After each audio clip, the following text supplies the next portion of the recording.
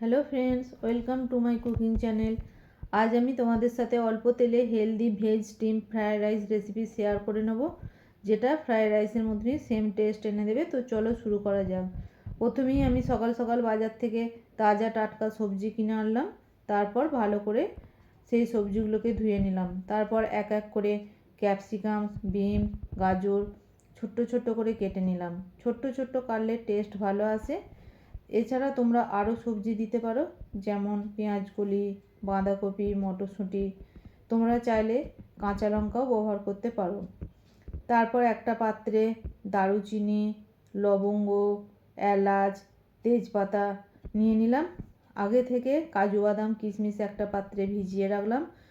বন্ধুরা, আজ আমার ইউটিউব জার্নির প্রথম দিন, তোমরা সবাই আমাকে সাপোর্ট করো। এখন একটা পাত্রে বাসমতি চাল নিলাম। তারপর সেই চালটা ভালো করে ধুয়ে 10 মিনিট ভিজিয়ে রাখলাম। এরপর ওভেনটা অন করে অল্প তেল দিয়ে কড়াটা বসিয়ে দিলাম। তেলটা গরম হয়ে গেলে এক এক করে কুচিয়ে রাখা সবজিগুলো দিয়ে দিলাম। তাতে অল্প নুন দিয়ে হালকা ফ্রাই করে নিলাম। ওই কড়ার মধ্যে একটু তেল দিয়ে এক এক করে গরম মশলা, ভিজিয়ে রাখা কাজু কিশমিশ ভালো করে দিয়ে নাড়াচাড়া করে নেব। তারপর ওই ভাজার মধ্যে ভিজিয়ে রাখা চালটা দিয়ে সবজিগুলোর সাথে ভালো করে মিশিয়ে নিয়ে তার মধ্যে পরিমাণ মতো গোলমরিচ গুঁড়ো, নুন, চিনি দিয়ে আরও একবার ভালো করে মিশিয়ে নিলাম।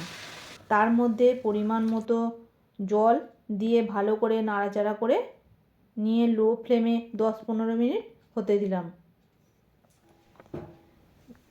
তারপর ঢাকাটা খুলে দেখব জলটা টেনে নিয়েছে কিনা। যখন দেখবে চালগুলো একটু ঝরা ঝরা হয়ে গেছে, তাতে ঘি দিয়ে ভালো করে মিশিয়ে নিলেই তৈরি আজকের রেসিপি অল্প তেলে হেলদি স্টিম রাইস।